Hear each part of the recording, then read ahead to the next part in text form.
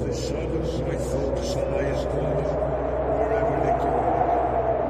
And my hate suffers them to the end of the world.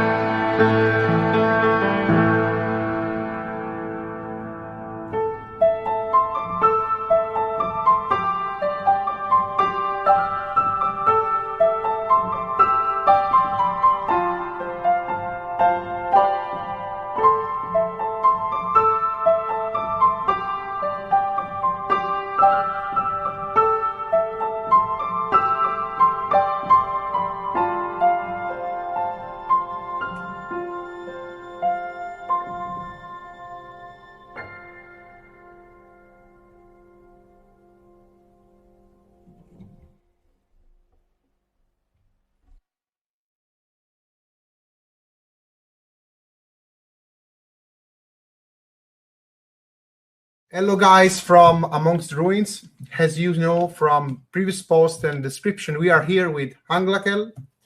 Me and Giacinto are really hyped about this today interview. So first of all, I would like to thank Anglachel for taking his time to do this interview with us and Giacinto for setting up this interview. Giacinto is my Dungeon Synth pusher, so any new project he sent me, because we are literally so hyped about this music, and you already see his live show that he recorded for us for this episode. So first of all, Anglachel, thank you very much. And how is going your side? Hello everybody. Thank you very much, Graziano and Giacinto, for the invitation and for hosting me here. It's a real pleasure. Everything is fine from my side. I'm very happy to be here. So how about you? Yeah, we are really cool. Giacinto, you are ready to make questions to Anglachel together. So how is going, Giacinto, on your side? Very well. I'm very happy. For me, it's the very best moment at all. Absolutely the very best moment right now to talk about art, aesthetics, music. So I would like to know if Anglachel is preparing a new album. Are you cooking something for the near future? Indeed, I am. Actually, I've been working in a new album for the past few months. It's almost done. Compositions are there. The instrumentation is there. I've just been working mainly now on making the music sound as I want it to sound. So I'm mostly mixing and mastering the songs. And I do hope that it will not take long until they are finalized and ready to, to show you what I've been working on. Great. And Anglachel, about your inspiration of this new album. So according to your previous material, what are basically the inputs that you are using for this composition? What we can expect from our side about your music? If you can do some like spoiler for that. Yeah. As you already know, probably Aglachel is inspired by the legends of Tolkien, so the music is inspired by Middle-earth, and the new album will be no exception. So again, the inspiration comes from Middle-earth. Still in the first stage of Tolkien's legends, we will be talking about elves, we will be talking about men, we will be talking about evil and good and the eternal fight between them. And this is the inspiration, but from a musical point of view, what you should expect of the new album is something closely related to the previous materials, the album that I did last, before that, but also with a lot of vibes from the first albums. So until now, it sounds to me and to the people that have shared the material so far, it sounds like a combination of old Aglachel together with new Aglachel. So I'm really excited, and I hope that this will be actually, it will be obvious what I want to create. It will be obvious to the listener. Great. Okay. Just a little bit of connection, like shaking, but I'm also recording the single each part, so in case we can restore it. Sorry about that. I just want to make sure that it's recording well, just not to redo it. Okay. Yeah.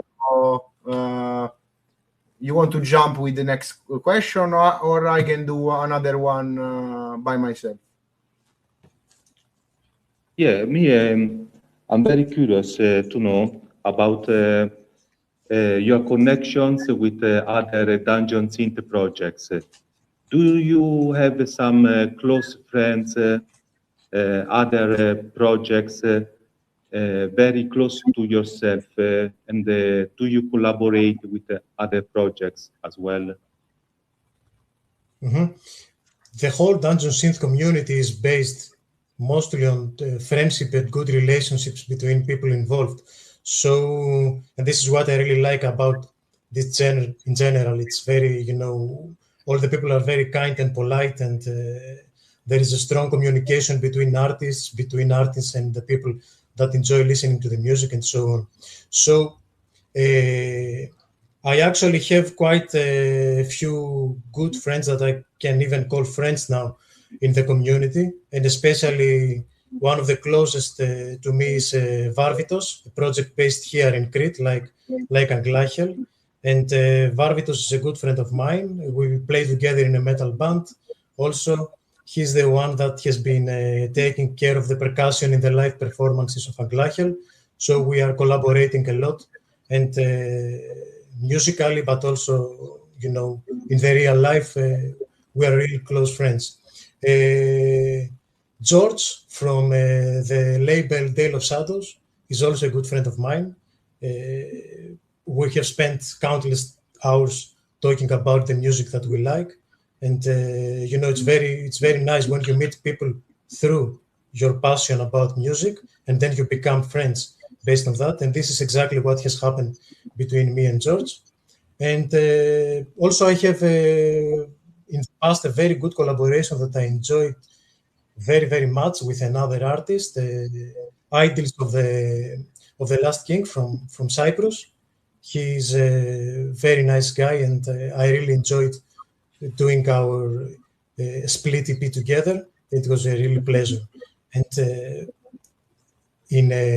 when I get the chance to perform live, like for instance, in Belgium last October, it was a fine moment to meet also in person people that we have been exchanging messages for so long, people that we have been collaborating, like Danny from Condoli Records, which I had the pleasure to meet and discuss with him and become, you know, more closer to each other than simply texting. So the live performance events is something that brings the whole community together, and it's really a pleasure to be able to perform or to attend, like, you know, simply to enjoy the music. And I really like to get to know people there in person. And I hope that sometime I will meet also you both in person. This is, you know, sure there will be a time that we can know each other now online, but yeah. Basically the Dungeon Synth, like other scenes, for example metal scenes or whatever, we start to create a bond together via the music online, but it's better when it translates in the real life. So for this reason, you mentioned about the live shows, but I want to do an unscripted like question. Since Dungeon Synth is getting really popular thanks to social media and whatever, so for you that basically are composing and have different experience, played abroad, meeting people, how the Dungeon Synth scene changed during this year? Basically, I see a lot of people getting closer to this music that were in the previous year quite a smaller scene, but now it's expanding. So I would like to know your opinion, and also if you can recall your experience as a musician meanwhile playing Dungeon Synth and how it's different. I know that you have other project, so the difference also between the setting up a live shows for Dungeon Synth, actually. Mm-hmm. Regarding your first question about how the scene is expanding, I mean, I've been actively participating in these scenes for almost 10 years now. And since 2016, 2017, things were very different. The scene was much smaller, the projects were fewer, and there were no live shows that I can recall. So it was still, you know, with its reviving first steps after the revival in the early 2010s. So it was very, very different.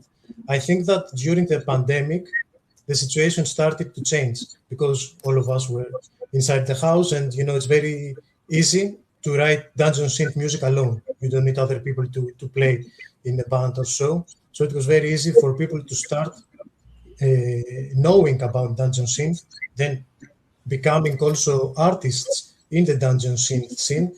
And this was, for me, the turning point that made the scene very popular. Also, the fact that live performance shows have started to grow starting from the US, but nowadays also in Europe. It was also a big boost for the scene. So going back to the early days of how I have seen the scene, it's a totally different story. It's 100% different. Towards a better. Okay, I don't know if I can say better, towards a different scene, but not in a negative way, definitely.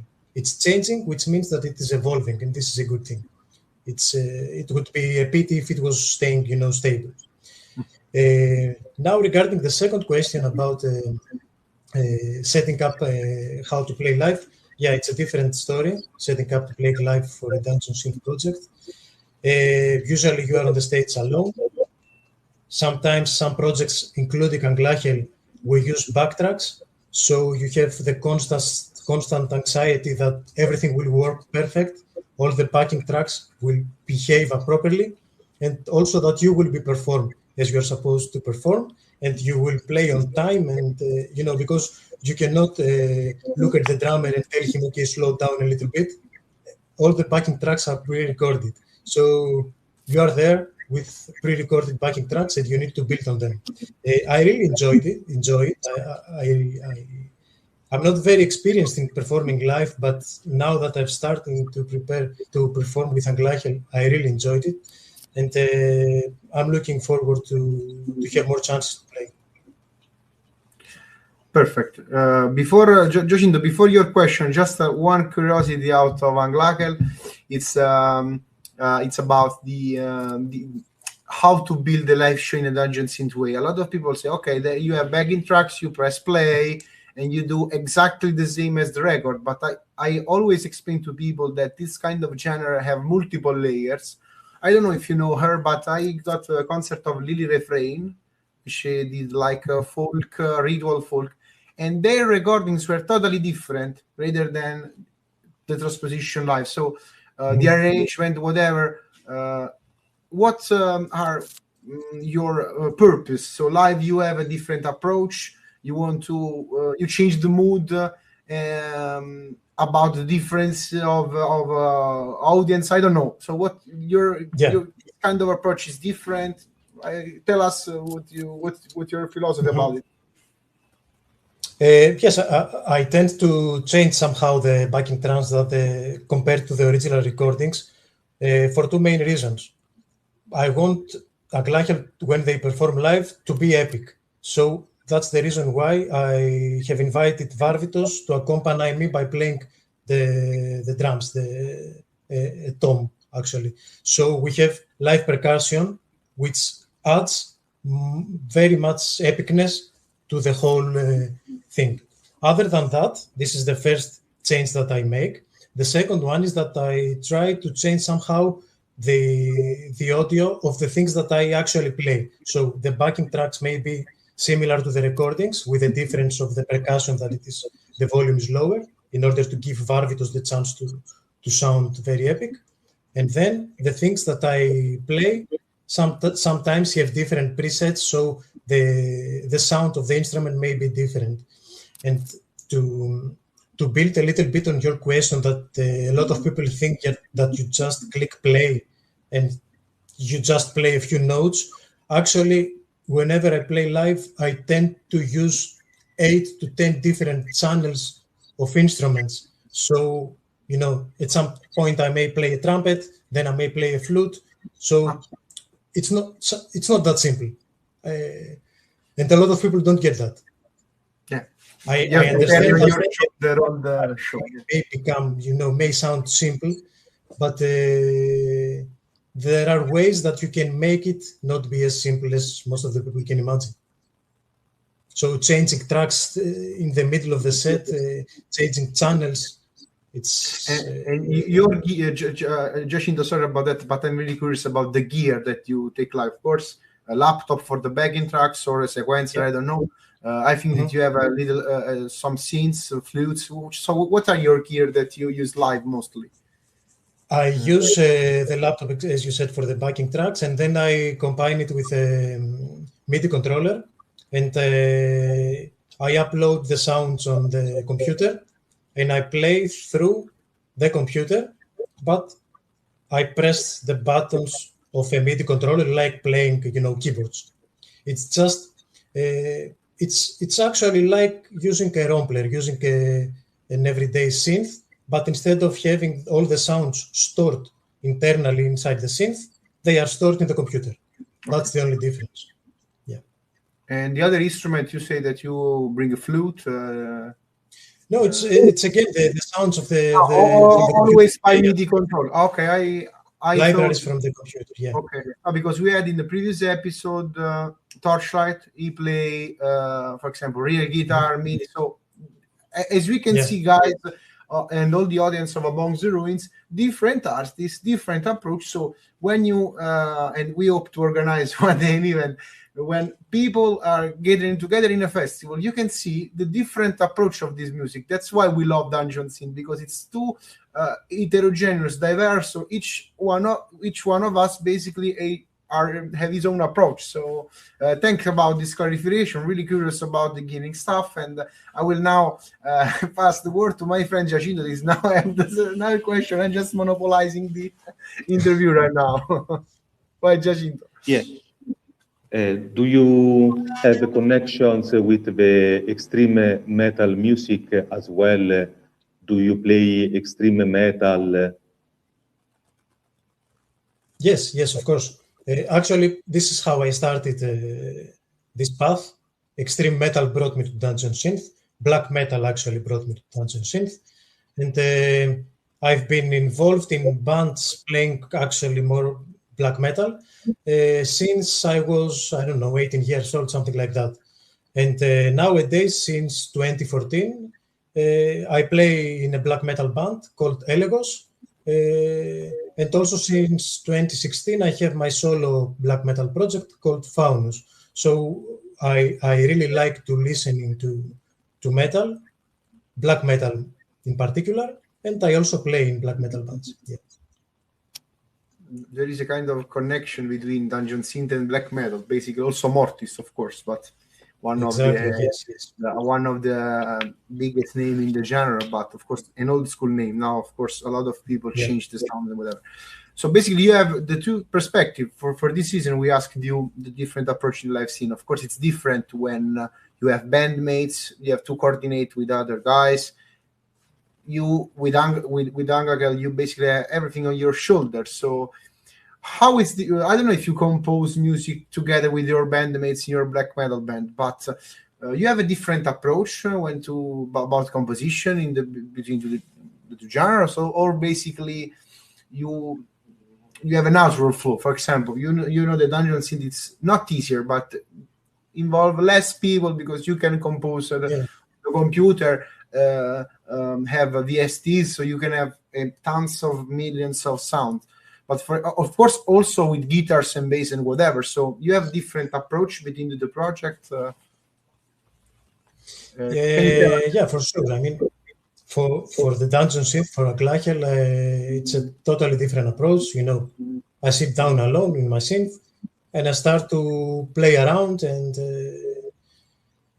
reach the final result that sounds good to me, and that's it. For the metal bands, it's totally different. I mean, again, sometimes you may compose something on your own and share it with other bandmates to see if they like it or not. Sometimes, I may compose a riff, and then another guy may compose another riff, and this is how we build a song. Sometimes we may sit all together and jam and create a song, so it's a totally different story. And this is one of the main reasons why, as you said, composing for Dungeon Synth sounds somehow easier. It's just you. So either you like it or not, and it also depends on your availability, on your available time. I want now to sit down and try the Dungeon Synth for 2 hours. Okay, I don't need to ask anyone else to join. I can do it whenever I want. So it's a whole different story. That's why it's much faster to write for Dungeon Synth than write for metal, at least in my opinion. Okay. Of course, difference between person and person, but basically you do you have the flow, your flow composition, your music. So basically you jam also with Dungeon Synth, but you have not a structure or whatever. You just keep your inspiration going. I am correct? I understood correctly. For Dungeon Synth, what I usually do is that I like to find the main melody to start with for when I'm composing a new song, and then try to build on it. It usually comes on its own. It's not something that I need to think about. Just play a couple of themes. Some fit better, some don't fit. I keep the ones that sound better, and this is how I create the basic track, the basic melody, and the basic chords that will accompany the song. But then I need to add layers. I like to add as many layers as possible in my music. So I usually try to write harmonies, counter melodies, add vibes that will make the song sound more epic. Sometimes, other times, more fantasy-like. Like a bell, a chime, something that will keep the listener wanting to keep on listening to the song. Because if you keep on repeating the same stuff all over again, someone might get bored. So it's not progressive music that we write to change riffs every couple of minutes, but we need to build the song somehow, and this is how I usually do it. Basic melody first, all of the harmonies and counter melodies second, and then something, the spices on top of the food and the salt. Cool. Now I think that we are approaching the last part of this interview, and I just want to remind all the people that are watching this live that this is a pre-recorded interview with Anglachel, and we really thank him for his time, because of course we had the chance to explore the first part of his music, but you have seen before this interview his live performance that will be also available on his channel soon, so be sure to subscribe and share with your friends. And we are also cooking up for the next episodes. So before the last question, I just want to pass the word to Giacinto if you have some more to add, or we can do the last part. Giacinto. Yeah, talking about extreme metal and Dungeon Synth, there are some differences, as you were explaining.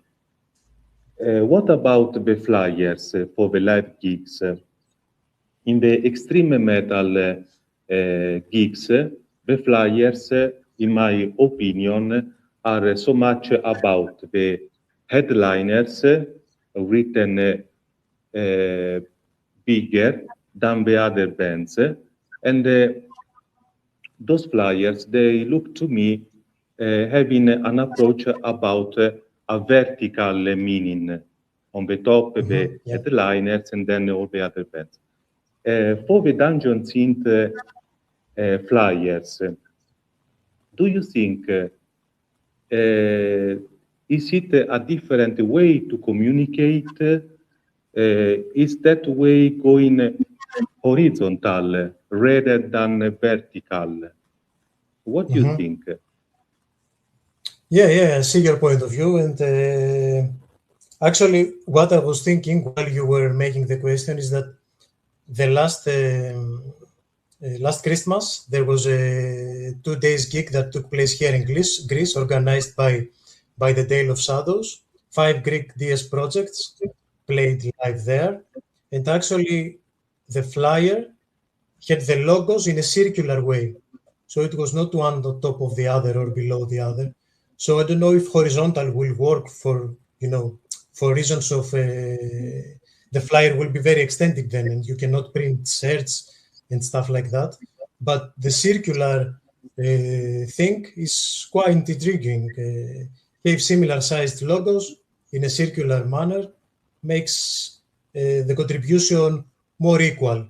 But okay, on the other hand, I get it that, there will always be a headliner, another one that will be just before the headliner, another project will open the show.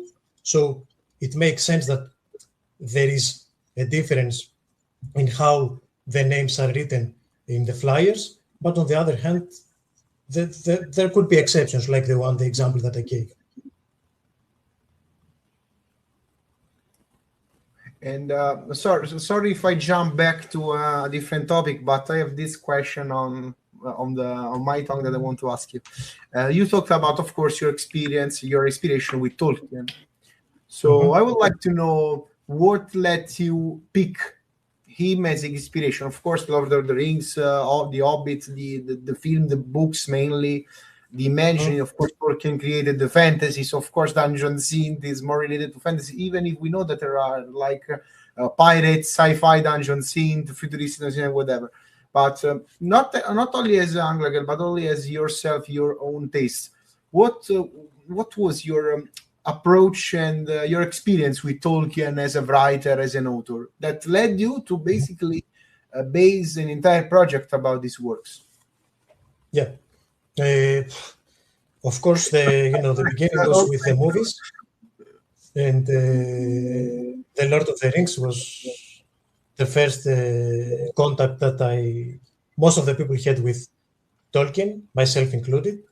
And then I started to read the books, and I realized that I was already reading fantasy books, but I realized that Tolkien was somehow special. The depth of the things that he wrote were, for me, were very close to me. I mean, they were exactly what I wanted to read. It was not simply, good guys fighting bad guys, and that's it. There was more depth in that. And actually, when I started writing music for Anglachel, I wasn't planning on doing so, but I was reading one of Tolkien's books, The Unfinished Tales, and there is a chapter there that describes the story of a hero of Tolkien's. His name is Tuor, and the chapter is called Of Tuor and His Coming to Condole Him. And while I was reading this chapter, I was so amazed that, and I could make pictures of what I was reading, and I said, okay, I would like to try to make music based on that. And this is how it happened. And the first EP that I wrote has exactly the name of the title of this chapter, Of Tuor and His Coming to Condole Him. And this was, for me, it was not a decision that I made in advance. I would write DS for Tolkien. It just happened because I was so amazed by this chapter. Oh, cool. So basically it was all natural, basically. It was like an inspiration. Yeah, actually, yes. Now that I can go back and think of how it started, yeah, exactly. Something that you always have in your inner self, basically. So you produce music yourself. Maybe it can be a soundtrack about what I read, because, of course, authors like him basically created a whole universe. So it's normal that something happened. And then the other question I want to know, since we share background in the metal scene, and we see that in Dungeon Synth, for example, a lot of analog way of the music creation, cassette tapes, vinyls, are also more popular than CDs or digital. So how you lived this switch? Because of course, in a metal band, the first thing you're gonna produce is the CD because it's quicker and cheaper. Now prices to produce vinyls are really crazy, but cassettes are for an independent new band are doable, but vinyls are really expensive. So your approach about physical media, merchandising, so how it's important also in Dungeon Synth, this piece of merch, just because represent a subculture, or because you think there is something more about it? Well, I think that the sound of Dungeon Synth and the old school sound mainly is proper for a cassette. So I think that it's not simply a trend or something, but it has a meaning. It was supposed to be so because it sounds better in a cassette, especially old school releases or new releases that sound like the old school. On the other hand, other releases, more polished ones, with mixes that sound more clear, for me, they are also very nice when I hear them, when I listen to them on CDs. And this is one of the reasons why, since day one, I've been releasing my material in a CD format also. I've been trying to get in contact with labels to release my material in cassette format, but I've also been self-releasing them in a CD format. So I think that it's a very nice way, to have multiple formats. Vinyl, as you said, it's really expensive and it's like an investment nowadays to release in vinyl. but the other two formats, I really like both.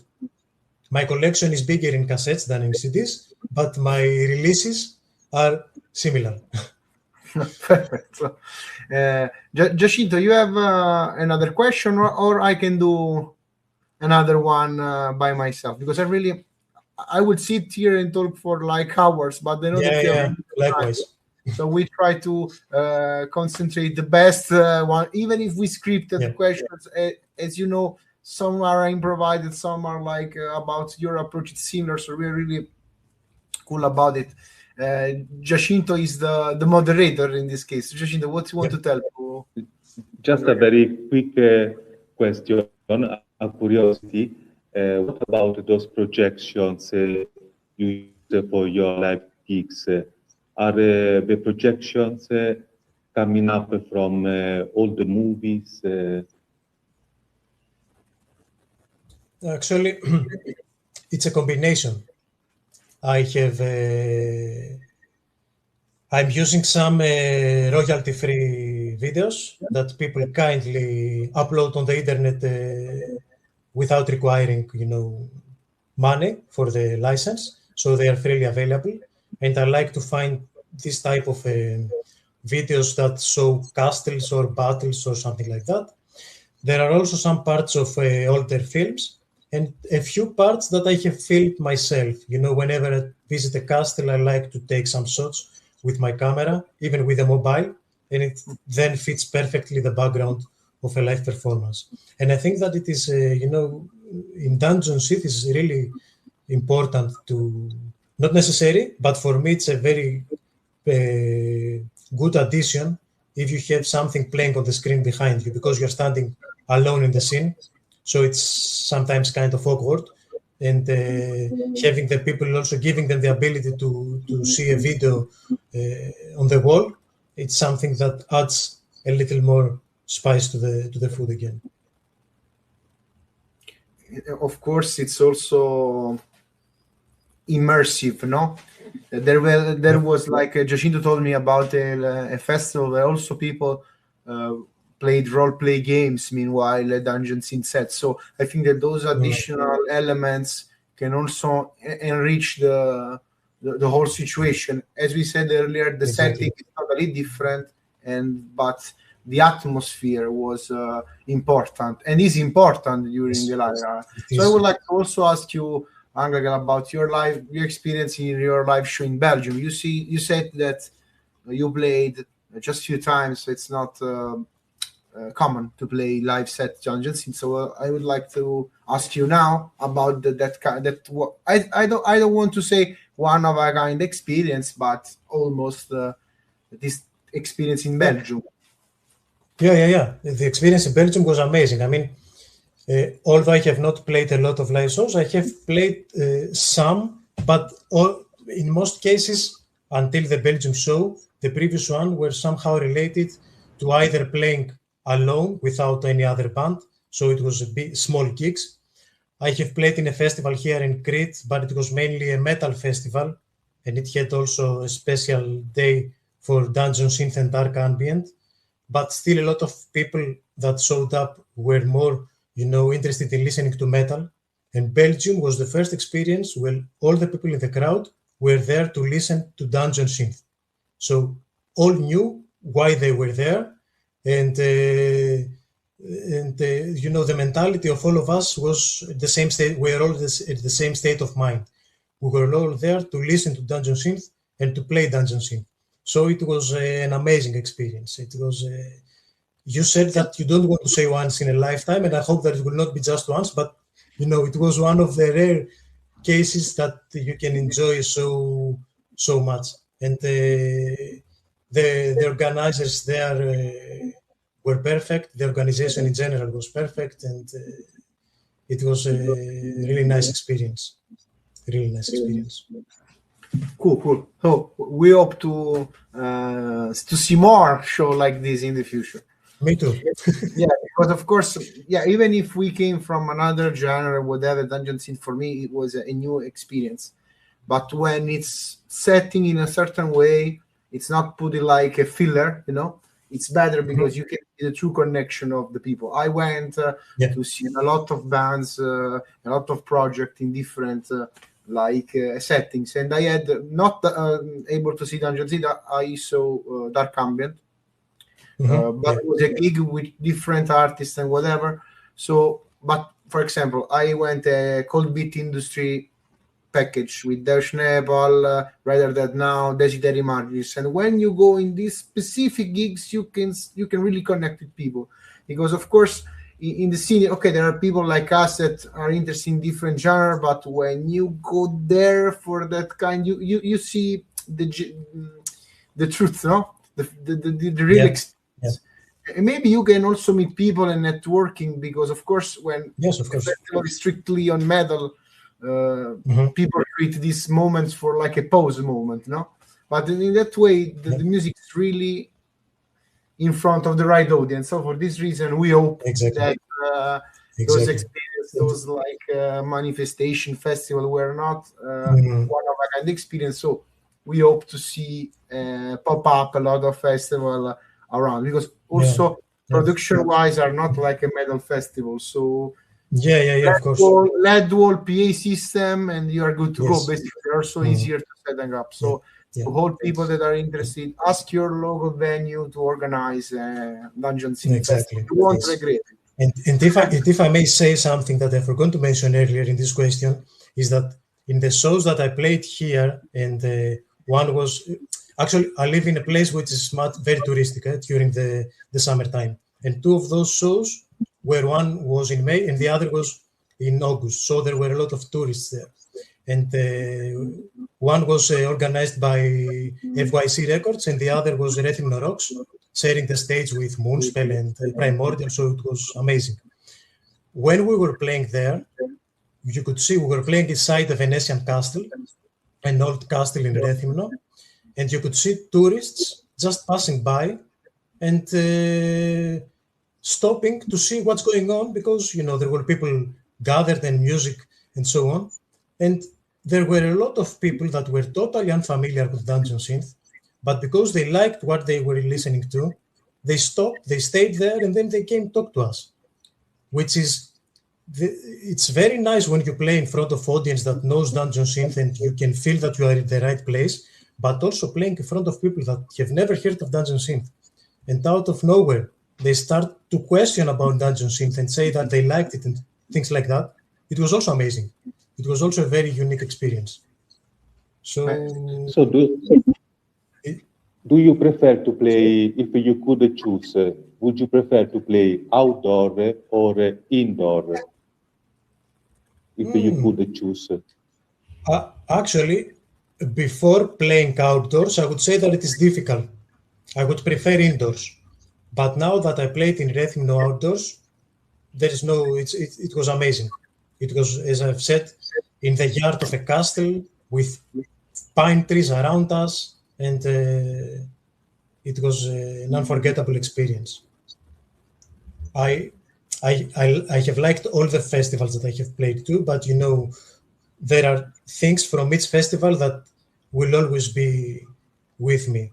This one with Rethymno, that people out of nowhere started talking to us that didn't know what Dungeon Synth is.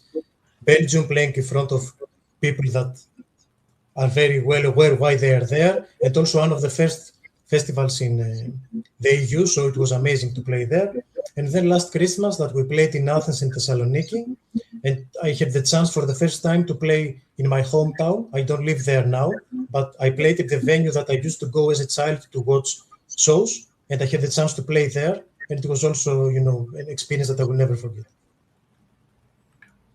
Just to prove you guys that are watching this interview that whatever the setting is like, whatever we can talk on the internet, the main core to grow up as a scene, whatever you play, new folk, metal, punk, whatever, is the live show. So having two perspectives, so new people that are curious and they link to the scene, or an established like festival, it's always good to create a kind of network, and just to say that, okay, we are not just people behind the screen, but we are flesh, blood, sweat, and tears. So it's something that with this show we try to do in a virtual way to bring the good of the virtual scene in the reality and the good of the reality in the virtual world.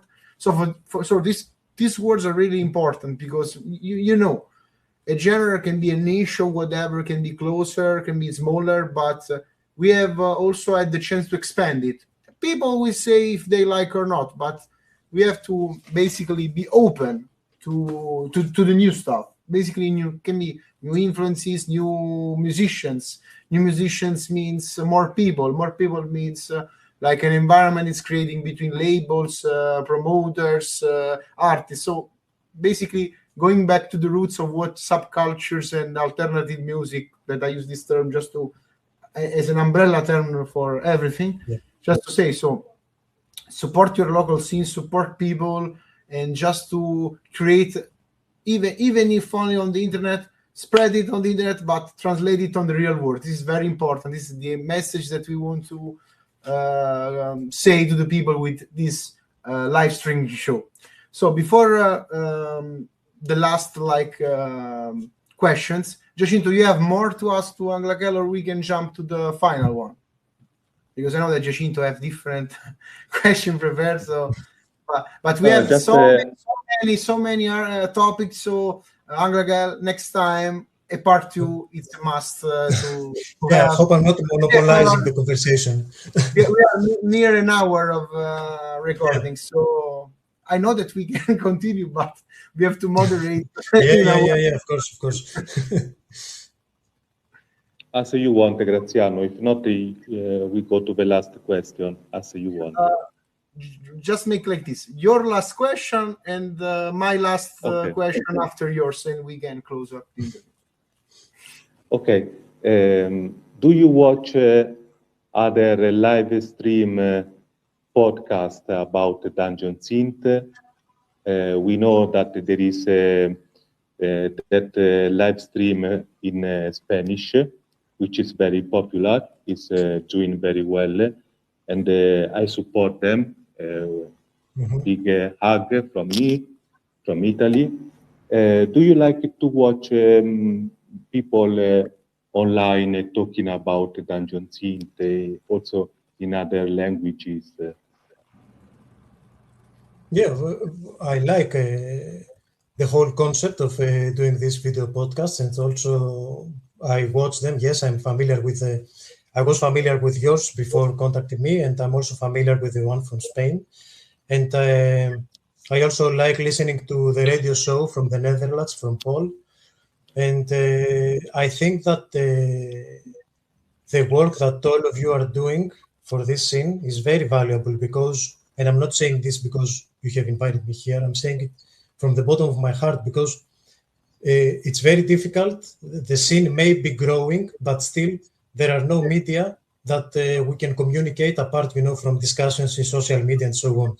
So giving artists and other people the chance to speak like we've been doing now, to give an interview, is very useful, for us to express what we may want to express, and for the people that may like our music to listen to what we have to say and get to know us a little bit better, because the social media era, has brought people closer, much easier, but not in a very, not in a very real way, if I may say. So giving us the opportunity to talk is very, very important. And that's why I like to watch other podcasts, so I can listen to people making music. I can listen to how they think about Dungeon Synth and so on. It's a community after all, and I'm really curious and like to meet people interested in the same music like I am.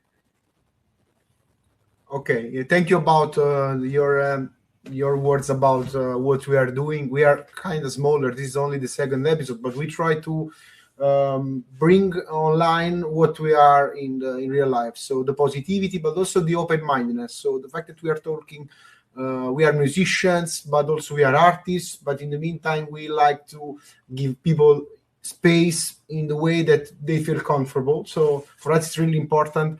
For this reason, even if we invite all the people that are listening to not, of course, watch only us, but go around, join Facebook groups, Reddit groups, whatever you want to join to spread the word. It's important. Don't create like stupid feuds or whatever, because we are on the same ship all together. So our positive message with this amongst the ruins is like this, and we really are thankful that already at the second episode people are getting into it.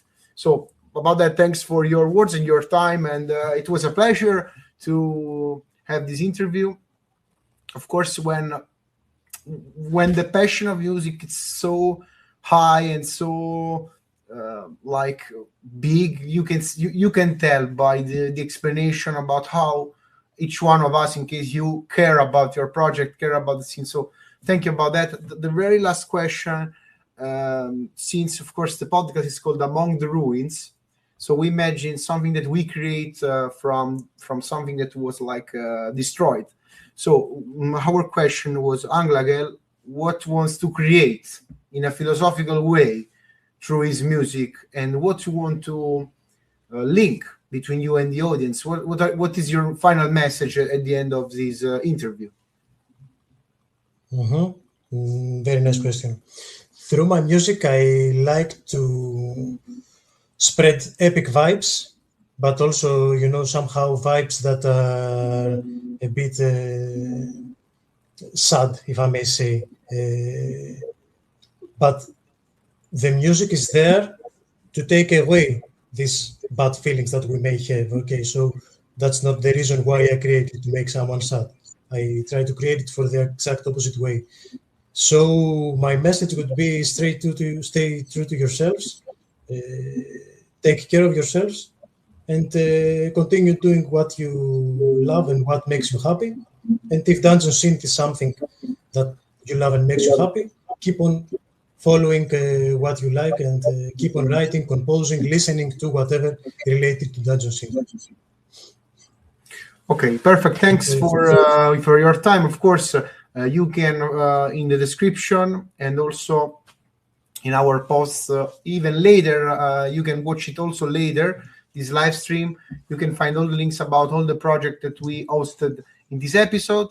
But be sure to follow the project, share the music, and also let us know what you think in the comments. Thank you very much, Anglachel, for your time. It was a pleasure. And for sure, in the future, we will try to have not only second episode, but also concretize this meeting in real life, as we said. It will be great, I'm sure. And basically, this is a Anglachel Interview Amongst the Ruins, second episode. Stay with us for what we have next in our show. Thank you, Aglachel. Thank you, everyone. Thank you very much, guys. It was a pleasure to be here. Thank you.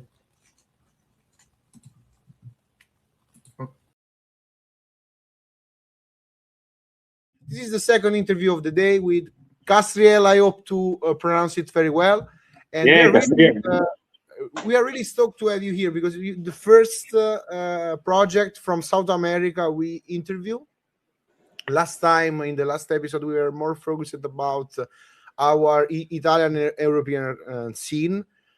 Today, basically, we got in touch with the other side of the planet, and me and Giacinto have prepared to you some questions. I hope that also we can have more like stimulation of new conversation, and basically did what we did, for example, with Anglachel, which is the interview you will see, or you'll just see in case you are turning up in this live stream right now. So the first question, I will pass my word to Giacinto to make the first question. And basically, before everything starting, I would like to ask you first, before Giacinto, why you choose to play Dungeon Synth, and what was the first thing that made you fell in love with this genre, basically. Well, first of all, hi everyone.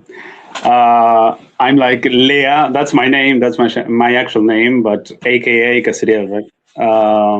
And yeah, that it's interesting because I although I listen the genre a lot, when I discovered that there was something called Dungeon Synth, and that people were giving that name to a lot of projects that I maybe wasn't even a fan of, like Morty's, for example.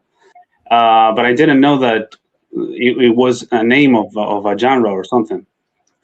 And I actually never planned to play that kind of music. I was a fan of just listening to it, but since I'm a hardcore fan of synths and the texture, right, of an old demo tape, like that 90s vibe and the fantasy, and it's like, okay, I was doing something related to fantasy, but with different kind of touches, right? More maybe on the ambient industrial side of things. Maybe it was a project that I never finished, but and with time I had this idea that I was playing on the piano, and a year later actually I revisited, and I said, okay, this can go that way, like the mood, like the vibes. I always say that I'm maybe more inclined to neoclassical stuff.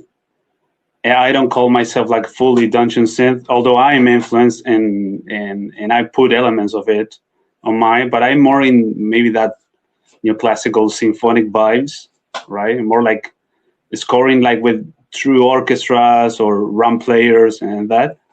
But I embrace the vibe, I embrace the atmosphere, right? And the textures, and that's how really I ended up doing a Dungeon Synth project, right? I was never actually planning to do so.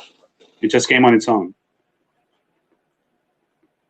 Cool. Basically, Dungeon Synth were like neo-folk was in the 90s. So even if projects that were like more into neoclassical, film score, symphonic, have like, it's an umbrella term. So basically, we refer it as the Dungeon Synth just to be simpler. But of course, the beauty of this genre that you can have a neoclassical style Dungeon Synth, sci-fi, more fantasy. So basically, it's for everyone. So it's good to have also this perspective that we had these interviews with different artists, and each one have his own idea of Dungeon Synth. It means that every project is unique. So for this reason, it's a good answer, but also it's also about the identity of a project.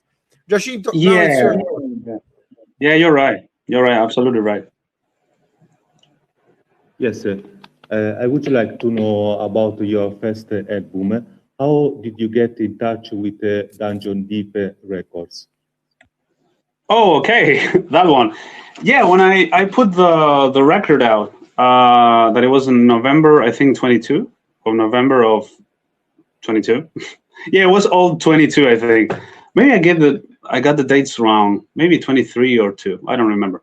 But as soon as I put out the record on Bandcamp, I just was sending a few emails to different labels, and I was talking to a few already. I even remember that I got an email from Ancient Meadow, who is not working anymore, and so it was cool. I got some answers, but I never actually expected that Dungeon Deep was going to reply my message.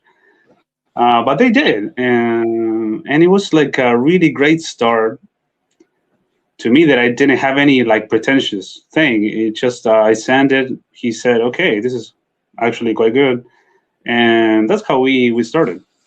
I think it was nice that it was during like the World Cup because it was like during December like that, and I think that it's like you're hearing like Argentina every day. Like, okay, so this project comes from Argentina. Okay, that sounds familiar. Maybe that was it. That helped, maybe. But that's really it. I just wrote and I got a reply, and of course the edition of the cassette was delayed a bit because of the amount of work that there were so many releases back then, and so it was delayed a bit. Like other projects got delayed as well. But we ended up putting out the cassette like in May, I think. Yeah, May 5th. Actually, I was thinking that it's the same day that my newest record came out. Yeah, but like in 23. Right?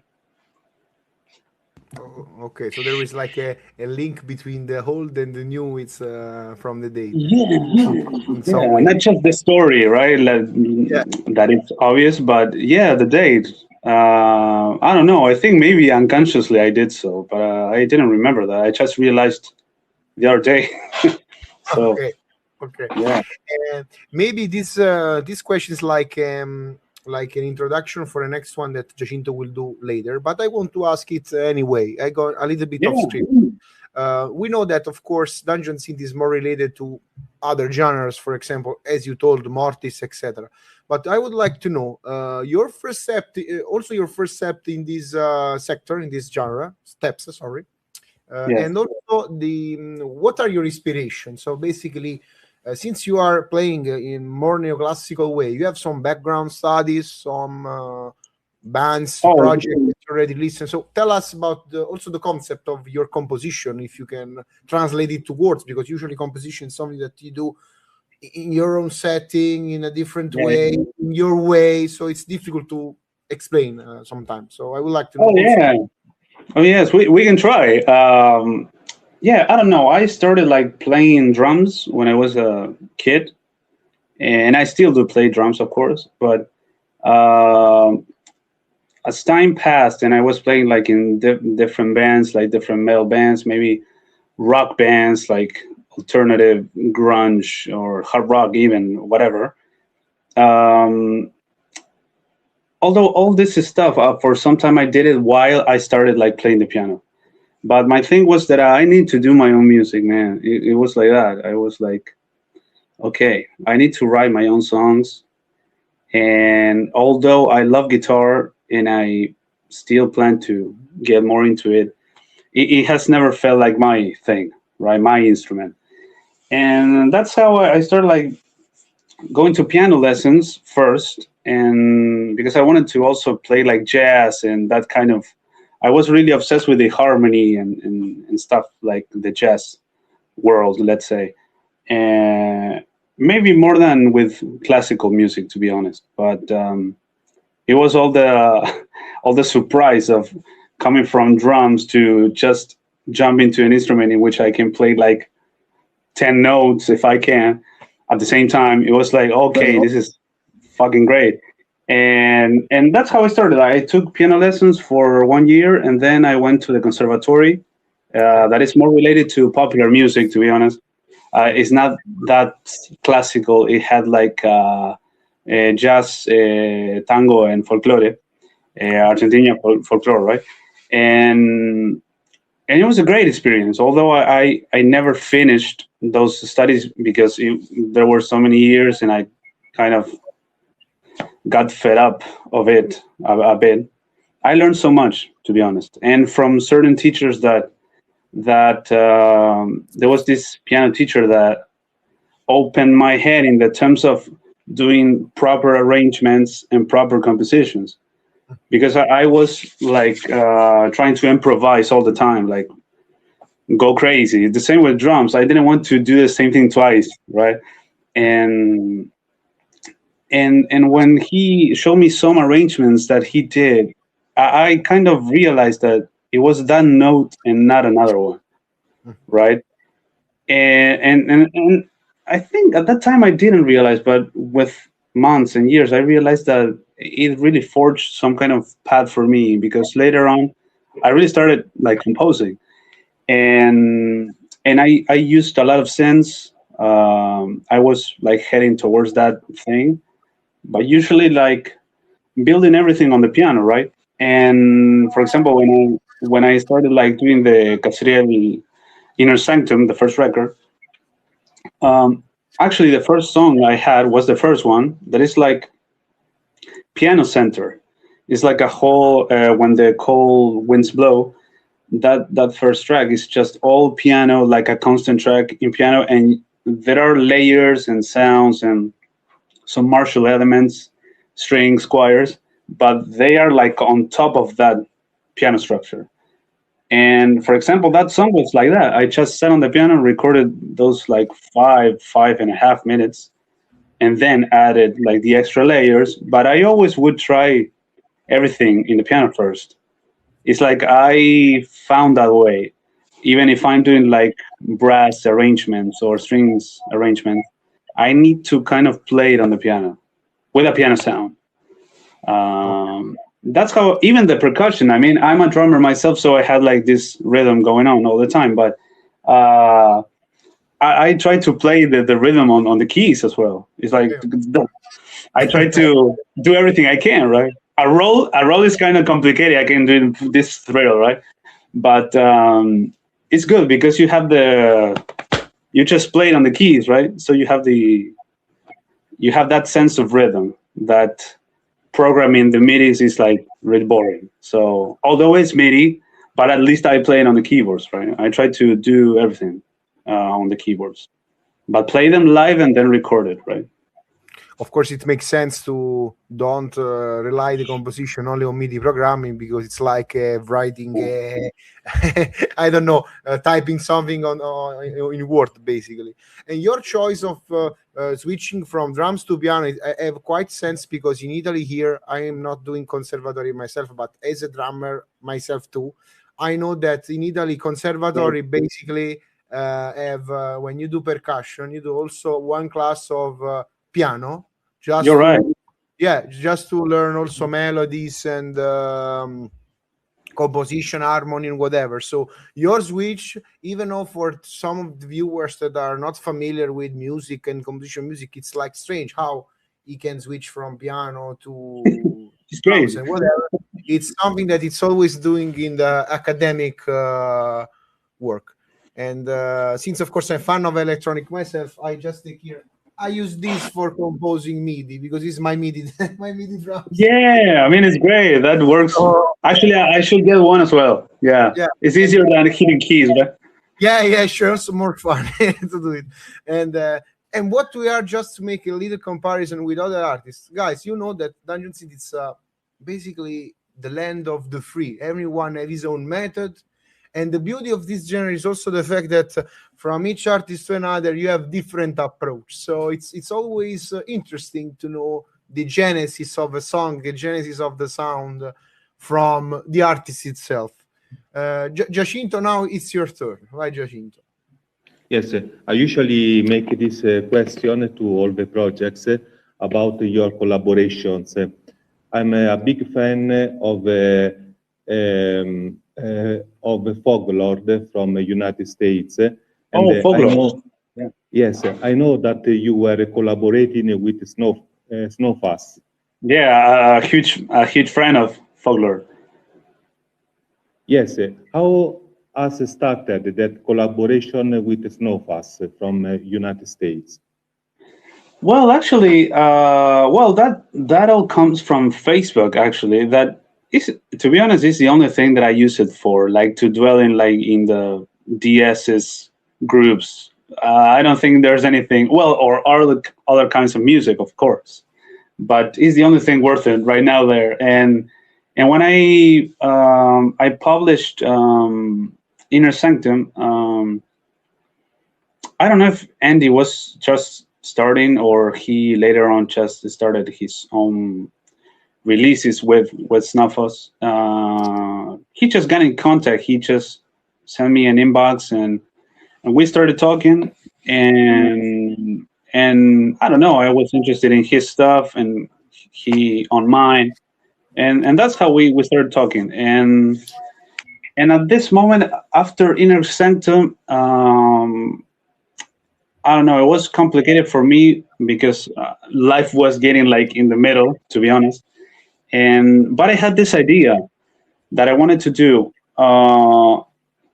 some sort of long track to work as a bridge between the first record and what I just did now, right?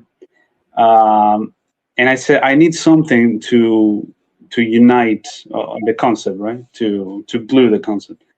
And I was talking to Andy. We started talking about alchemy, about those principles, about the coming from the shit to the gold, and all this kind of pilgrimage. That's why we called it like peregrinatio, right?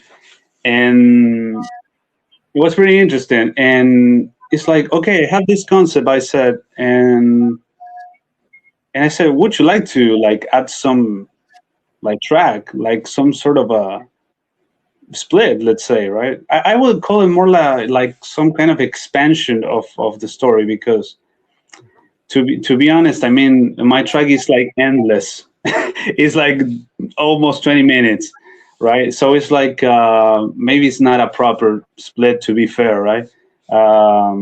At least, or my track should have been like shorter, or he maybe had to add another one maybe.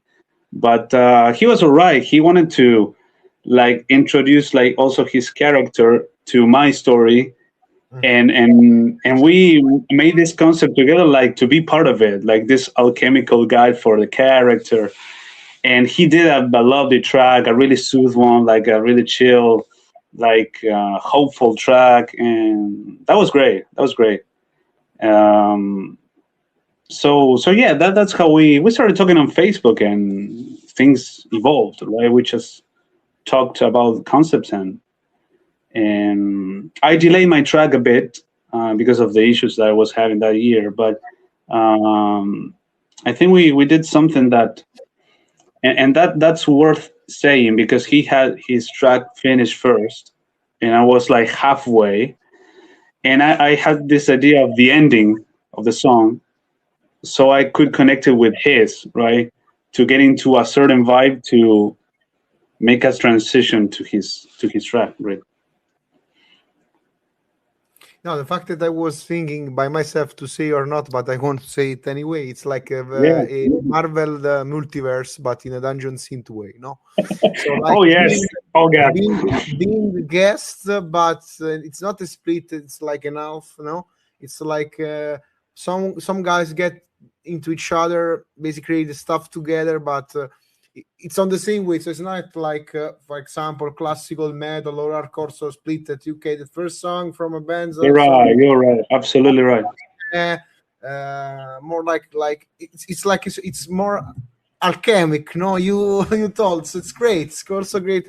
I will also listen to it very carefully, better, because I was not aware about this, and also invite all the guys that are listening to this podcast to basically stop it or listening to it later, and also immerse themselves in this atmosphere, because I think that those tracks that are longer have to be in the right mood, in the right setting.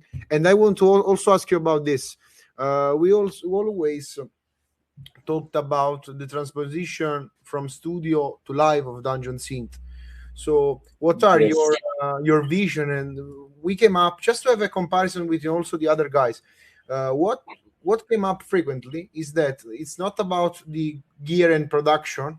So because the gear is can be simpler, like a sequencer or laptop, synths and whatever. Yeah, of course. But, mostly the most important thing is the setting, where the gig is taking place, how you prepare live, the show. It's not about only the music. What do you think about it? And also, I would like to also know your experience taking this project of Kasriel to an actual audience, and how. And sorry, since you're South America, the difference between maybe if you know how is your local scene, your national scene, if you got in touch with other projects. So tell us about. Oh yeah, yes, of course. Oh yes, I mean about what I think in general of the performance. I think each project has to decide what they feel like more comfortable with doing, right? And what also helps to translate their music the best, right? Because that can be the biggest issue, right? And maybe, I don't know, if you need to do backing tracks and play leads, bass, percussion, that's dynamic, actually. That would be nice. If I was something like that, I would probably just do that, right? To not bore myself, I would play on some songs like the keys, then the bass, or try to do something like together to have fun. But in my case, I don't know. I was feeling like I got myself into a problem with that because it was pretty ambitious what I wanted to do. Last year we did like Umbrales was born. That it is like the first Dungeon Synth festival like here in South America, as far as I know. And I played like on the second edition. On the first one, we have like my friends from Silencio Permanente, Seven Black Books, and Aventir as well, and Uxoria providing like this DJ set, like in both occasions.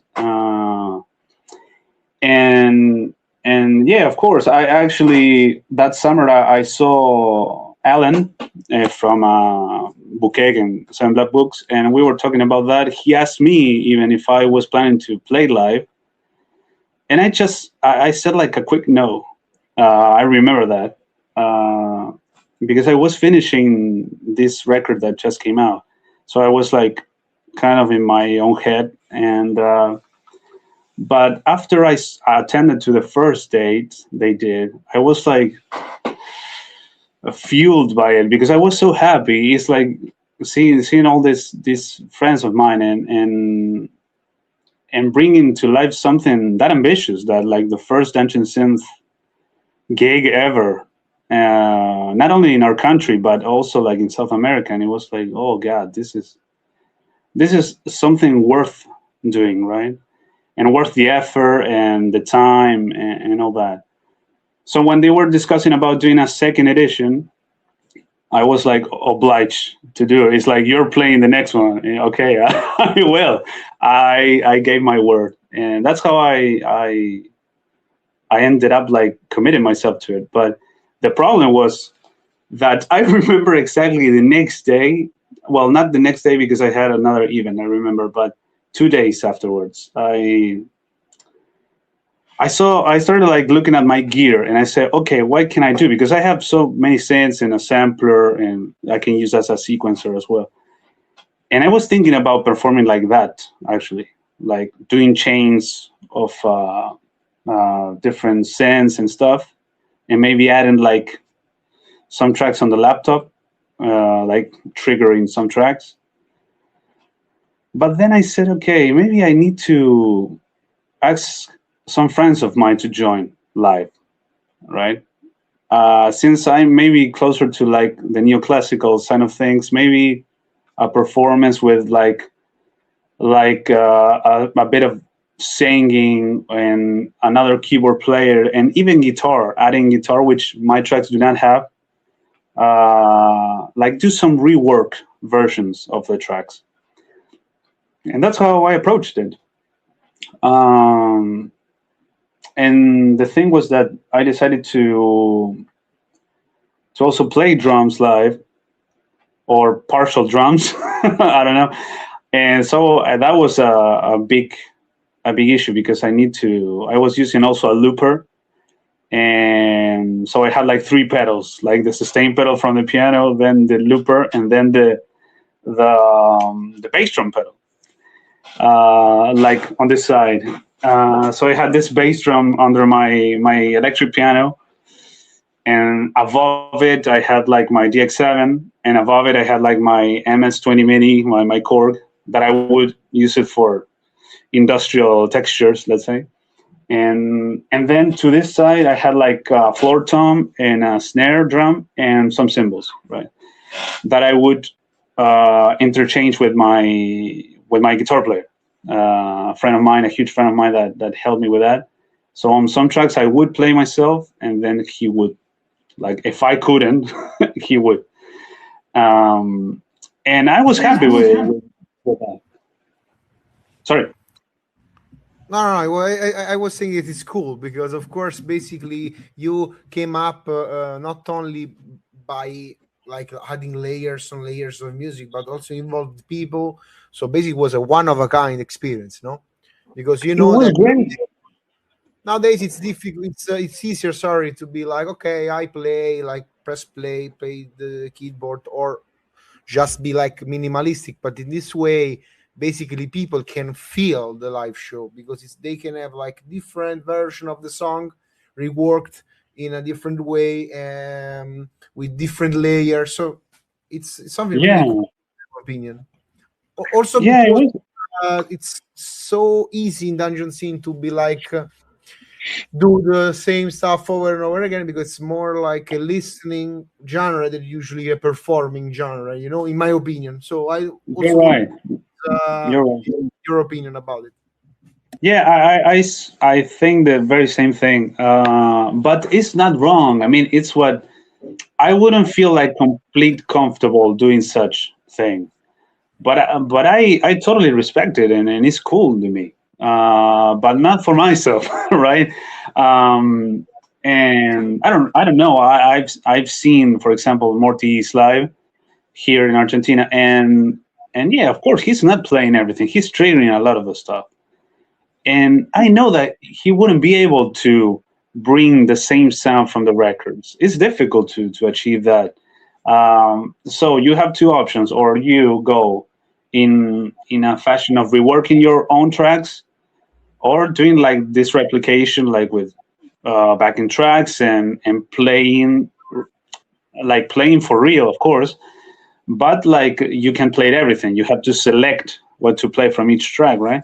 And that's fine. I mean, when we played the second edition of Umbrales, and the first one as well, Aventir had like a lot of backing tracks, and he would use a lot of the pianos, and he would play everything, right?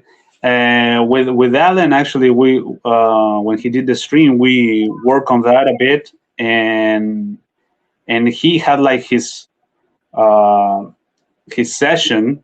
And he had that on some tracks would play bass or bass and strings or piano, and he would have fun with that, and also add some other sounds or extra textures. And he did as well that, I think, even like in more extent with Bouquet on the second edition.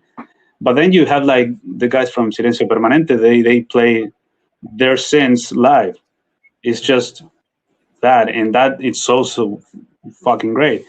And especially since you play ambient, and you have to have this great relationship, mind relationship, feeling relationship with your mates in the band, and go together and blend each other. I mean, it's quite the experience, right?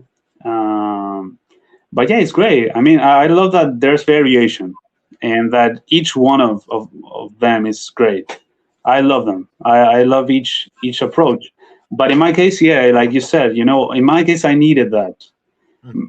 Maybe I'm thinking now about doing like having like a secondary option, and not just because I don't know if this people of my friends will always be available for such thing, for example. And also last weekend, I played, for example, I just released a few months ago an EP called Reverie, and we did like renditions of the tracks on just piano and violin, right? And it was just the two of us, like acoustically playing and reworking, of course, once again, the tracks. Yeah. And that was another like side of things. That's a thing that I really enjoyed, like just violin and piano.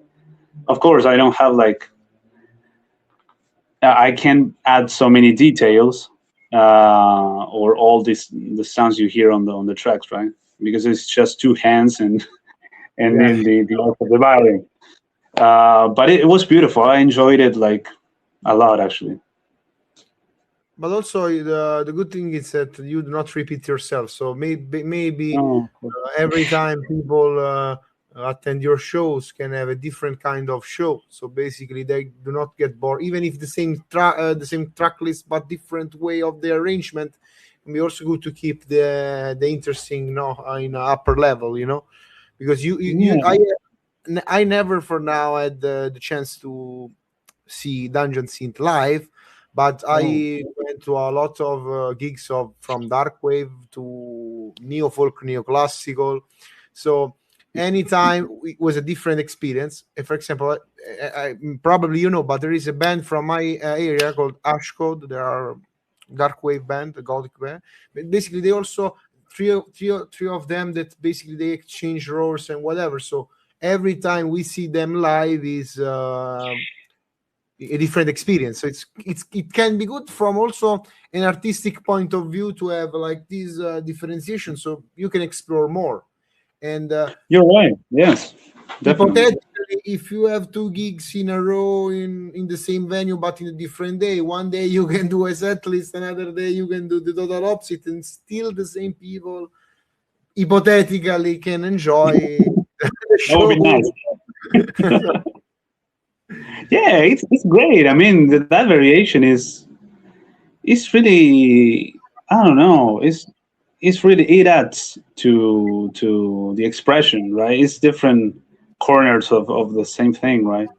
And also, I think that maybe in this case of that works like somehow maybe a duo or a band, it's nice to share also with people you care and you love, and you have shared a lot of music in the past, maybe, or you talk about music all the time, and you're passionate about it.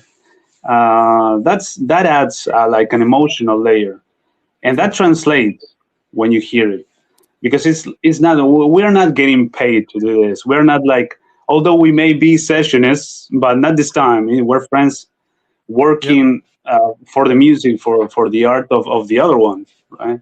And that's amazing. That's amazing. Yeah, really cool stuff. Just to we are just of course we have a lot of to discuss, but I'm sure that next question will be more really more. But yeah, when there is this chance to exchange opinions, point of view, it's also always great. Also to the growth of the scene. So, Giacinto, if I'm allowed to make another question before you, I would like to make a question that I also did to other guys and girls in this episode, is about the growth of the dungeon scene. So the scene is growing. It's in a moment that kind of touching the mainstream a little bit, no? So more people are aware, even if they are like, as I called, really bad word that I will say, scene tourists, no? People that okay, yeah. Yeah, I get it. We talked offline about how much Blackstar are like elitist, but I'm not to do elitist myself. But your opinion about this growth about dungeon scene, the more people get interested, even if they are not familiar with the genre. So what are your opinion about this growth? And if you have chance to compare it with the previous years, what were the changes, if they were, or if not, as a listener, as an artist, whatever you want to say about that?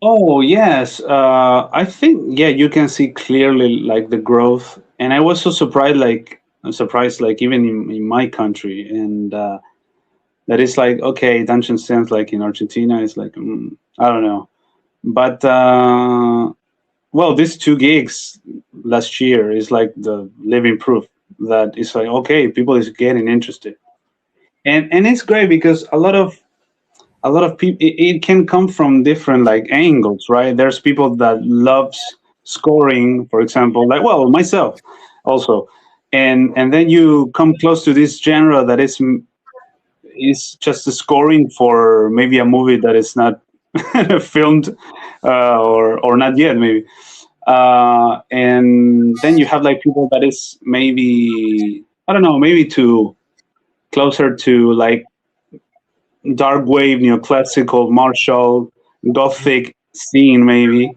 as well. Also, the guys that are into like black metal that enjoy the atmosphere, right? And you take off like the blasts and the fast tremolos, but you have the vibe, right? On some projects at least, right? And it's like, oh, okay, I can relate to that, right? Because you also listen to a lot of music, but it's like, okay, I dig the vibe, and I think that has called the attention of so many people, and I saw that last year. It was like people from different environments, and a couple of years ago there were a lot of projects here as well that started appearing. I don't know now about the status of how many projects, because also like having a project and maintaining that, like I write and polish, that's you can't always follow that agenda, right? Because at the end of the day, we're people that it's not living from Dungeon Synth. We are regular people, right? So it's like life gets in the middle sometimes, and a lot of projects, like maybe they are just has stopped releasing material. So I don't know if it is growing now in terms of projects, but the Dungeon Synth term is getting to places, and I can see that there's a lot of people that maybe it's like into folk music, for example, and they are like, oh, okay, I heard Dungeon Synth, and okay, and maybe there are some projects that have that folk vibe, or maybe the comfy synth side of things as well, and yeah, you have people from all over the place coming, and that's great. People that is into synths, of course, right?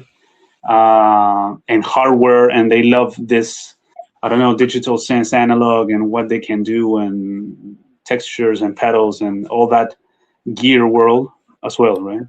The nerdy stuff, yes. Yeah, the nerdy stuff that is beautiful as well, right? I love that. Sure. So basically, it's a word that it's combining a lot of subcultures, a lot of people, and also nowadays I also notice that a lot of people that is not even aware of alternative music. I also use this umbrella term, alternative music, just to say music is not Everything based, under it. yeah, just to not say 1,000 words to mean the same stuff, but also No. in a better way, in easier way. Even on the background of some comedy poster is a little bit of dungeon synth, more dungeon aesthetics. More also related to fantasy world, but as well to sci-fi world. For example, Anglachel, when we did the interview before you, was more about Tolkien. But for example, your inspiration are different, but still in this realm. Let's call like this. So the beauty of this genre is basically, I don't know if you are aware with the Eulero Venn diagram. It's in the middle of a lot of circles, no? A lot of circles together. You got the same point to each other, touching each other, and basically the Dungeon Synth have an heterogeneous crowd and people that follow the genre. Me and Giacinto, for example, are example of this. I came from metal. Giacinto came from the Gothic world. I got in touch with the Gothic world, but also to the Dungeon Synth. So it's like more diverse in a sense, more inclusive in a way. Yeah, absolutely. And also the beauty that each project have his own vision, but also his own purpose. Because of it's difficult in Dungeon Synth to find copy and paste project to each other. For example, in death metal, a lot of projects are copy and paste of Cannibal Corpse, copy and paste of yes, Suffocation, copy and paste of this and that. But in Dungeon Synth, it's more difficult to find derivative people that, okay, you can recall some influencer here and there, but they are different, from one to another, basically. And, of course. For this reason, to this connection between metal and Dungeon Synth, I would like to pass the word to Giacinto, which maybe his next question is also about that. Okay. I wanted to add something. Okay. We were talking about your national scene, about Umbrales, the festival, about the other projects that we were also in touch with during the last 2 years.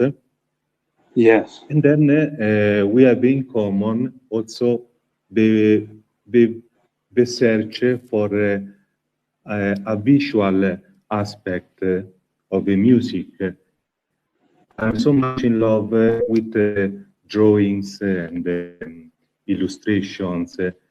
Umbrales too was so much about spreading up a beautiful flyer, and also the festivals around the world, in the United States, in other countries, are focusing at the beginning so much on the visual aspect to communicate apart from the bill, apart from the projects that are going to play, a kind of vibe. So, which is your point of view when you start to combine the visual aspect with your music? How much it is important for you, the cover art?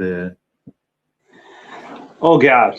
Well, I don't know. I'm a huge fan of cinema myself, and in my case, and maybe that's a question to an answer to the question of why I do this, right? First of all, because I had some kind of story that I needed to put out. And the stuff I know how to handle is music, but it's all imagery. I compose for the images that I have in my mind all the time. It's like image after image and image, and for me it's a parameter to compose to that image I have, and even if it is the line where I say this goes, this not, because if I am composing something and I don't see the same picture that I have in my mind anymore, it's okay. Maybe I'm off. Maybe I just off tracks. I went crazy and this is not working. So it's like the visual aspect in my head is the most important one. But then, like, having the ability to actually find someone that can project that into actual images, that's like, okay, this is crazy. And for example, well, Gustavo did the flyer on the second one, and it was beautiful, and it had elements of the three projects that were at the gig that day. And also, we had Nico, who you actually know pretty well. And I love him to death because we really connected on the concepts, and he has helped me on my two last records, my two last releases with the covers. And he also did like different illustrations for each one of the projects, like Silencio and Bukeg and also Kasriel, and his own interventions of what he was vibing, right, with the projects, and he was free to do it. And for me, it's super great when you get someone that has maybe dominion on other arts, that has that beautiful thing of portraying that. It's like, man, you read my mind. This is crazy. And it's interesting because you are fueled by the images, but sometimes the music fuels the illustrators and the people that maybe also do like animations or visuals, right? For me, in my own project at least, it's like I would do a movie if I had the budget, to be honest. I just love it. I love it. For me, it's the biggest inspiration, really. The imagery. The imagery is everything. Because it is part of the mood, right? I think that many projects would say the same thing, but you have this image in your mind, and you just try to find the music to accompany that, or at least trying to represent that image and translate into the music so that people can sense that thing, right? It's like, okay, I see this, I see that, right? And it's also it's interesting when some people sees different things, which is also great because each one does a thing with your music in their head, right? They create something new there. So, but yeah, then finding like the proper imagery for your project, for me, is the ultimate dream. And I had the luck from Inner Sanctum, which it was like what I was thinking at the time. This concept of the angel and the image had to be a bit like blurry and gothic and ominous at some point, and these the last two, right, that we have to create this world. So it's super great. super great. And yeah, extremely important, extremely.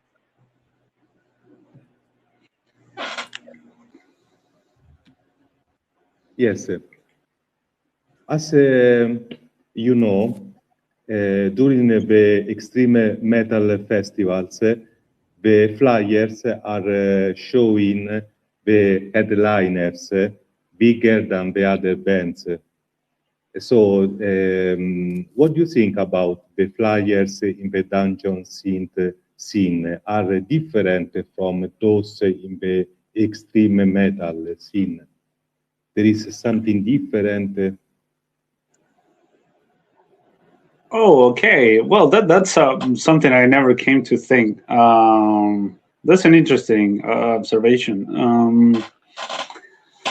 Because as we could see in the festivals for extreme metal, there are the big names, Yeah, you're and right. then You're right. there are shorter spaces for the other bands.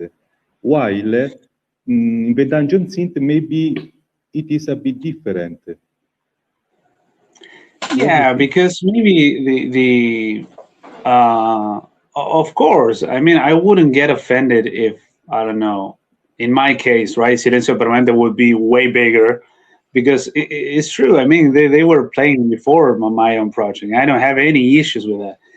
But I don't know. I think that maybe in the case of well, extreme metal or metal in general, it makes sense that, although one may not agree with many of those, because maybe one band you say, oh God, that should be bigger than the other one. I don't know. Life is just like that. It happens on many other festivals, not only even metal, I would say. But yeah, as far as I've seen, I think that I maybe seen one of, I don't remember which, but like bigger names, let's say, than others. But yeah, in general, there's this general thing of having the names like equally sized. Yeah, I don't know. I don't want to make comparisons in talking about things I really don't know, but I don't know. It's like more of a community thing, right? I see it like that. And having in mind that we are all like maybe most of us do not live, do not earn their lives performing Dungeon Synth. Maybe music, but not dungeon for sure. Maybe in other countries, yes. Maybe now a lot of projects are at that stage in their careers, but for example, not in ours, in our state. But yeah, maybe there's some different sense. Maybe there is more like a community sense, because it's such a small group of people yet, right? That is doing this music, and it's like, although through these last years you see like more and more and more projects, but most of them, you know them. It's like I imagine so. I don't know. I don't know from people abroad, but in our case, it's like we know. Maybe some other project has went off our radars, maybe, but we know each other. It's like, oh, okay, there's this project. Oh, we get to know it, right? So maybe it's that about the flyer, that is more of a community thing, and we are all doing the same thing. And so it sounds silly to put like big names or bigger names than others, right? But it's just a point of view, right? I don't see anything wrong with that either. It's like, it's okay. I mean, they've been playing for long. It's fair. I mean, I don't see it as a down thing, right? Cool. Every time we do this question is always a different one. So it's great to have like different opinion about how the perception of not a hierarchical way of perceiving like music, but more like King Arthur, the way that you are around the table, everyone have his own role, by merit or by, for example, as you said, another project can be longer than another one in terms of activity, so it deserves but it's always not like something about hierarchy. No, it's about like merit or artistic situation that is different. So it's great that we have also this point of view when we come up about Dungeon Synth. So we are closer to 1 hour of interview actually. So I would like to pass the word to Giacinto for his next question. Maybe I will do the last one. So because we can say a lot, but actually there are a lot of windows popping up in my mind, ask you more and more, but maybe we can of course like organize a part 2 in the future. Maybe we can touch topics that we do not touch. Yeah, of course. It's cool when we can have the possibility to go a little bit off script about what we prepared, to have explore the mindset behind the project, and also the meaning behind what aims the artist, because at the end of the day we are here in 3 parts of the world different. I'm in the southern Italy, just in the center. You are basically in the other side of the planet.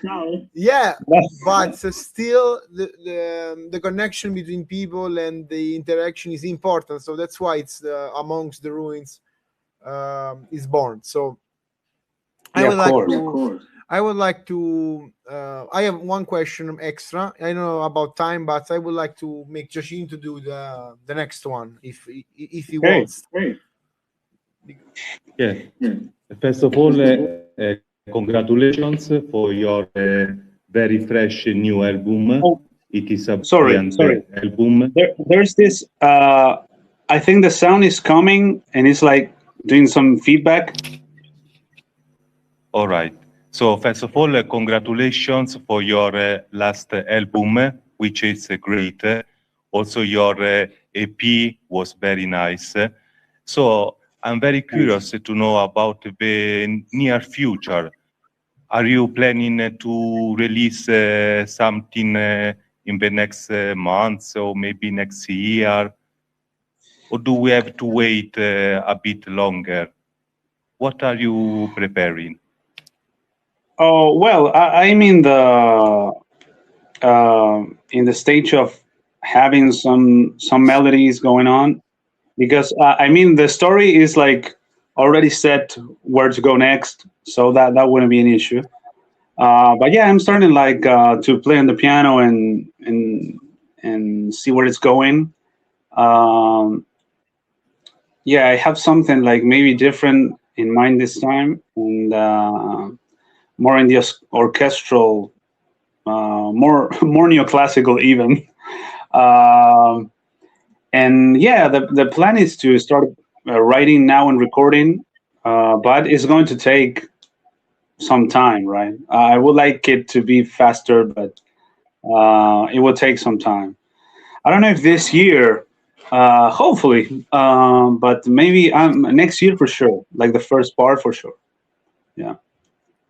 Maybe we can reschedule another interview for that period of time to present the new stuff. But yeah. Oh yes, sure. Another one. Yeah, but I just want to make.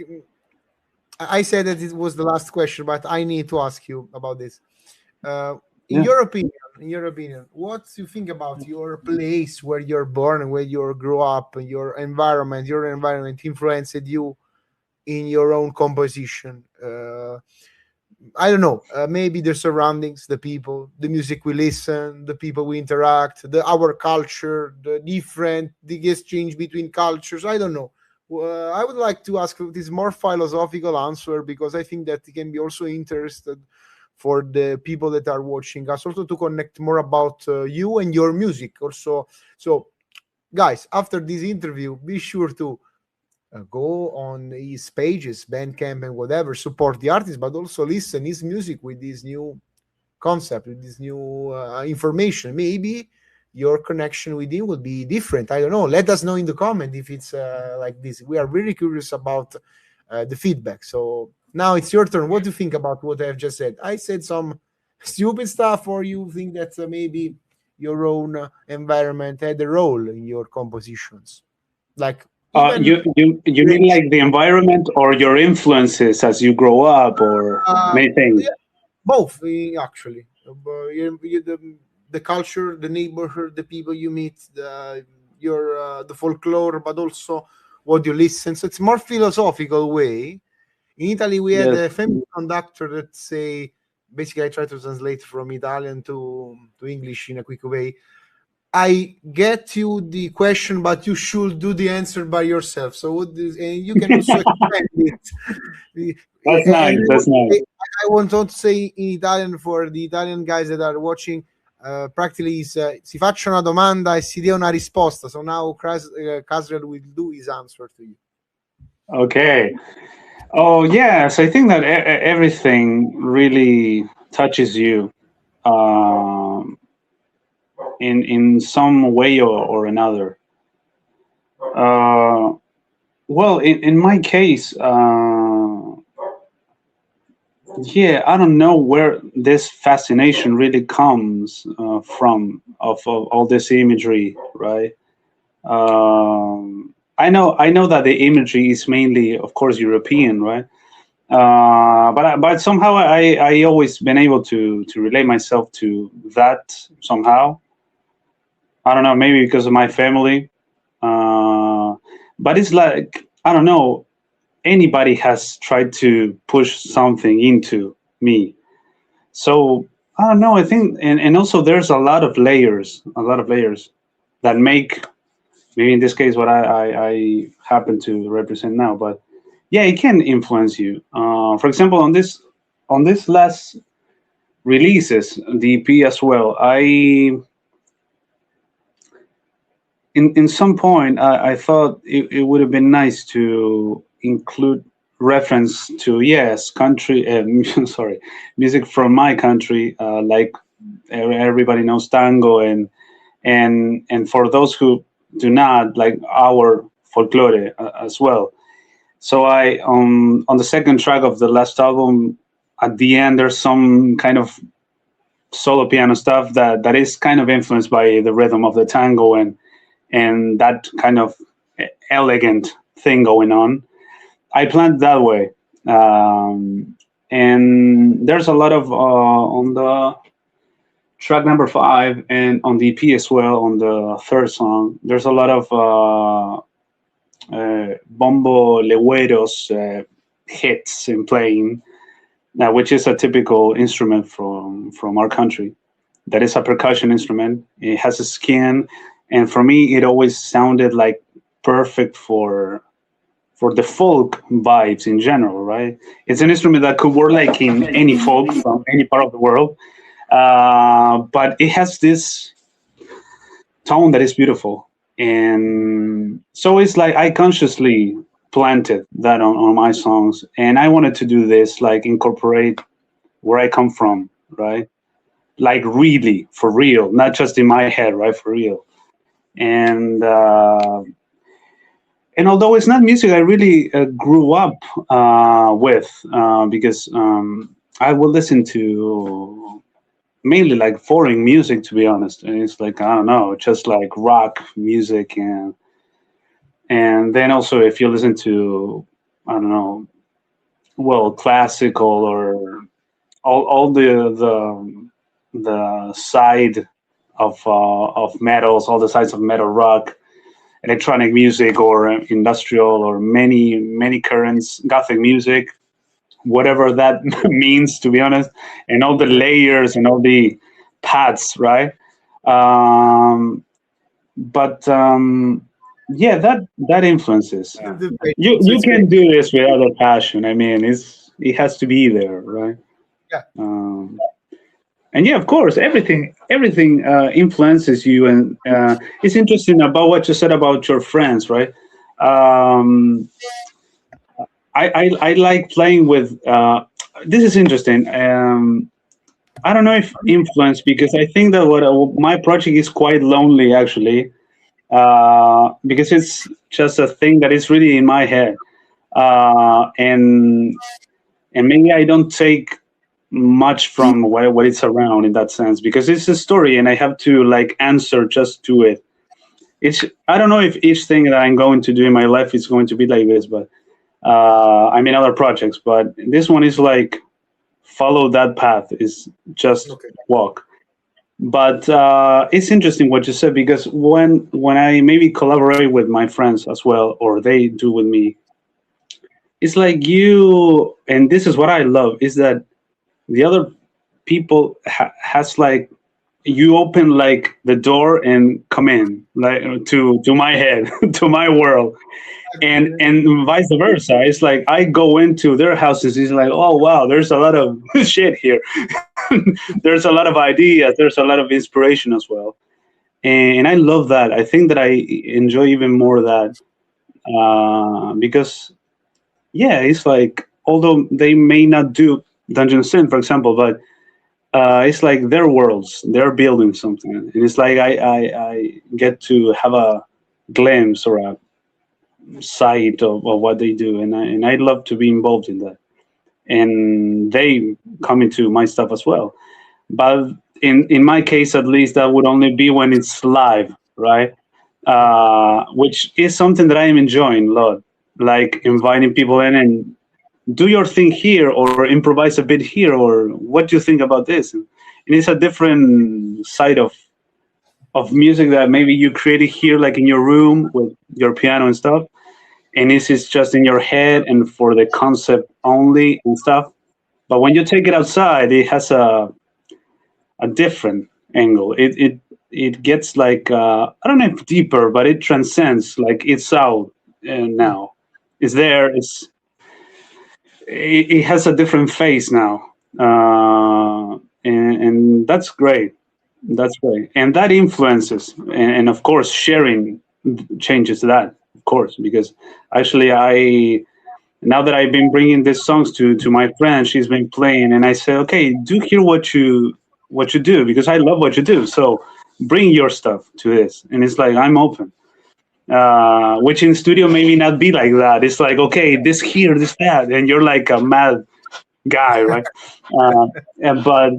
So I am enjoying that a lot, and I hope that it starts like happening quite often, to be honest, because it is also great to see like people also reacting to that, which is something that maybe now that there's a lot of festivals around the world, or that the Dungeon Synth is getting out of one's room, you start to see people's faces and their reactions like live, right? And that has a different price. That's a whole different thing that maybe you miss when you're like alone creating, right? Which is amazing. But this the other one is a different side of the same thing, right? Because maybe people now listens to your record and they really connect, and but you don't see their voyage, right? While they're listening to it, you don't see it, right? At least I don't know if they record themselves like reacting to or something like that, which is not so genuine, really. But you can see that just when it's live, and I think it's worth it that it's being like brought live, just to witness that, right? It adds a different layer to the artist and to the one involved in this chemistry, in this artistic chemistry, right? Yeah, So yeah. we can see that basically I would like to make this comparison that probably Yes. all of you watching, and also all of you guys in this virtual room will appreciate. Basically, it's when you play a Dungeons and Dragons session, you are your master, and the guys that you are the character of your story that you build together, because it's we are playing Dungeon Synth, so of course Dungeons and Dragons will come up in this conversation. Yeah, of course, you're right. I need to really get into that world yet. I haven't yet. Actually, my brother's into role play, so the way. So yeah. So in fact, when we play together or got guests together, he's always say this, because usually my brother is a dungeon master. So the history is writing by the dungeon master, but the characters of the story, can change it and can add different flavors. So this way that you collaborate, in this case, you are the dungeon master, so it's your project, your story, but each character is the hero of the campaign, so it can goes in a different way. And the fact that we have the studio version, which is your stuff, your influence, your vision, but it can expand, but still remains intact. So we still have that, and it can evolve. It's really great. So for this reason, I imagine the comparison between you call it Dungeons and Dragons, Pathfinder, whatever you want, but you no, but absolutely. So this is my style, and also since Dungeon Synth is connected with role play games, of course. Yeah, of course. We had to do this comparison. So it was like mandatory. No, but you're right. I mean, I think the very same thing. You're right. Yeah, and you have to be open. In that sense, you have to. Well, I don't want to sound like a hippie or what, but you have to. In that moment, you need to let go a bit of it, because you to lose a bit of the control of the composition, right? It's like to be like more organic now and just goes where it needs to go. It has a life on their own now. It's not even yours anymore. It's like out there, and that's great. I would like to know if you follow other podcasts, if you follow other live streams about Dungeon Synth, if do you like to listen people talking about Dungeon Synth in your language, in other languages, so in Spanish, in American, and maybe it will be a new podcast in Greek, maybe, from what I heard. I need to learn Greek. Do you like to follow the podcast, the live streams? Yeah, I've always watched them like in a different time set because of where I live, right? But I tend to follow a lot the streams like in Mazmorra Arcana, which is like now they are announcing actually their dates for the festival, but they have this YouTube channel in which they interview different projects as well. Of course, it is in Spanish. And for me, sometimes it's hard to follow because of work, like live, right? Like right now, live, they're streaming live right now, and probably I just can watch it or just a tiny bit, and then I can go on later. And also like the Crying Orc is also in Spanish. I think he's actually from Peru, and also has multiple times shared my music even, so I'm forever like grateful. And sometimes on Sundays I tend to just go there and listen and trying to maybe find new projects or maybe old projects that I missed, because it happens all the time. So you discover something new. And so yes, I don't know, to be honest, in English I don't think I follow any, but it's just because I just happened to come across a lot of Spanish ones, but I haven't come across any English ones, to be honest. But yeah, it's always refreshing when you hear interviews or hear people talking like we are saying, like with passion about what they like or what they do. Because sometimes there are people that they do not have their own projects, but they are hardcore fans of music, and they are like, you have to listen to this, like you mentioned, Jacinto being one of them. Like, you have to listen to this, go ahead and listen, you will enjoy this, and you always value that, right? And it's always worth it. to connect, and also, yeah, you find new people that is in your very same path, maybe, right? So yes, I do. It's cool also to have multiple languages and people that basically can connect between Spanish language, English language. We are fans of all this. So as you said, maybe we do not have them live. We catch it. It's complicated. Yeah, it's complicated because usually also the transmissions, the broadcasts are really long because you can now you get carried away. Maybe you enter like 2 hours afterwards, like. And for this reason, maybe for the people that are listening to us, if you have your favorite podcast, fanzine, webzine, whatever, tell us in the comment, because we can also have them as guests, because we want to build a community, as I said, a tribe of people, like-minded people that share this passion beyond feuds, external stuff that may happen. Of course, we cannot be sympathetic to everyone. There is always someone that you don't like. It's normal, no? But Shit can happen.